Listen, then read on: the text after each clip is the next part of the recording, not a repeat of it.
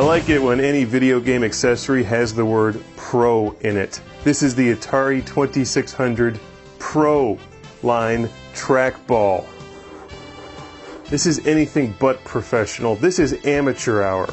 This is a far cry from a real arcade trackball, but it's about as good as you're going to get for the ATARI 2600. It's somewhat flimsy, it's light, so it easily slides around. The trackball itself feels like it's just barely sitting in there. It looks like a faded cue ball. It would be cooler if it was an 8-ball, but it's still an ATARI 2600 trackball. The problem is that the 2600 was never really designed to be used with a trackball. While you can see that it has an arcade-style trackball, it does not feel like a real heavy-duty arcade machine. It feels somewhat flimsy. It has a bit of weight to it, and your fingers do grip it nicely. But the real problem with this is how it works with the ATARI 2600, not in the actual build quality.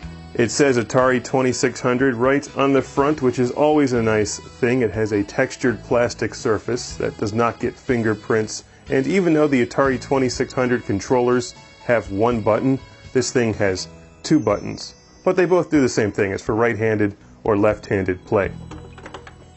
The buttons themselves really aren't that great. Actually kind of flimsy. See that? Now this thing is about 30 years old too, so this one sticks a little bit. The design's not bad. Your finger kind of sits in there and you can hammer away at the thing. It does work for games like Missile Command and Centipede. I'll talk about that in a moment. Here's a close-up look at the ATARI 2600 and PROLINE trackball. Here's a look from the side. You can see how far the trackball sticks up. If we look on the underside, has little rubber feet, but it's really not very heavy, so it just slides around on the table if you try to play it with one hand. This was manufactured by Atari in El Paso, Texas. How about that? There's also a serial number and an Atari logo and a mystery slot that you can put your finger into, and it's like the pain box in Dune. The ATARI 2600 PROLINE trackball comes with a standard Atari 2600 plug. Sadly, this does not work with the Atari 5200, but it works well with the Atari 7800. It does not have two-button support, even though it has two buttons. But you don't need two buttons to play games like Missile Command and Centipede on the 7800. Not that Missile Command is on the 7800, but Centipede is one of the best games to use with the ATARI PROLINE trackball. Centipede on the Atari 7800.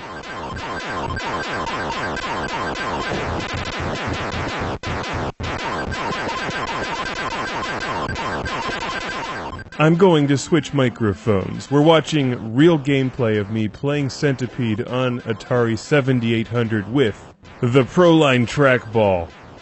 Although the Atari 7800 does not have true analog support when playing Centipede with the trackball, it's not bad. The precision and the movement are not nearly as good as they are with the arcade machine and trackball, not even close. But the PROLINE trackball does work better with the 7800 version of Centipede than it does with the 2600 version. It feels smoother and moderately more precise.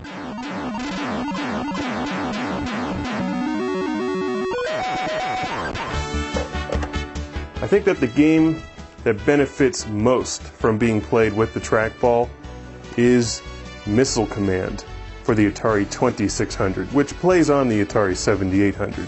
And it might just be my imagination, but I think it actually works better with the 7800 than the 2600.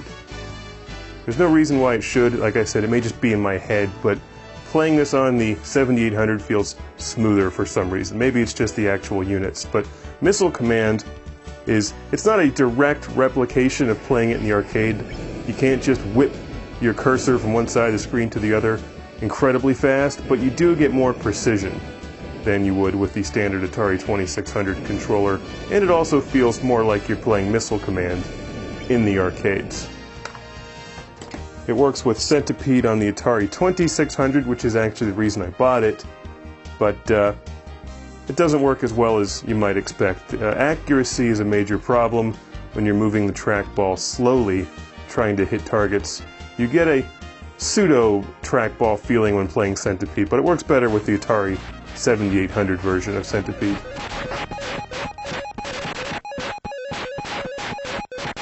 When playing the 2600 version with the trackball, it's hard to see this on screen, but it's very difficult to control the cursor when you're moving slowly. If you want to move your cannon beneath one of the blocks representing a mushroom, I find it's actually easier using a joystick. I prefer to play this game with the Sega Genesis controller than the trackball for the Atari 2600. I tried it with a few other games, like Firefly. That game sucks no matter what you play it with. And Yar's Revenge, it does not work very well. You're much better off playing Yar's Revenge, possibly the greatest Atari 2600 game, with a joystick. Or Atari controller, Sega Genesis gamepad. Anything but that. That doesn't work really well with Yar's Revenge. The Atari 2600 PROLINE trackball does not require a separate power supply. It works right from the Atari 2600. This is extremely easy to find and inexpensive. Not surprisingly, these are not in high demand, and these will run you maybe $10 on eBay, depending on the condition. It may not be the greatest controller out there, but it does improve gameplay slightly for Missile Command in particular. It also works well with Centipede and a few other games out there. Missile Command is the one that you might really want to check out the Atari PROLINE trackball for. Be a professional Missile Command player. Wouldn't that be a fun job? You go into work each day and play Missile Command. Come to think of it, some people actually do that job. Let's just hope that they all wear helmets like that, sitting at work with some hot chick looking over your shoulder with missiles flying and radar screens. Damn, that looks like a fun job. It may say use with joystick controllers, but this lies. You can use the PROLINE trackball. Do you think she has a name? She looks like she should be working at a diner.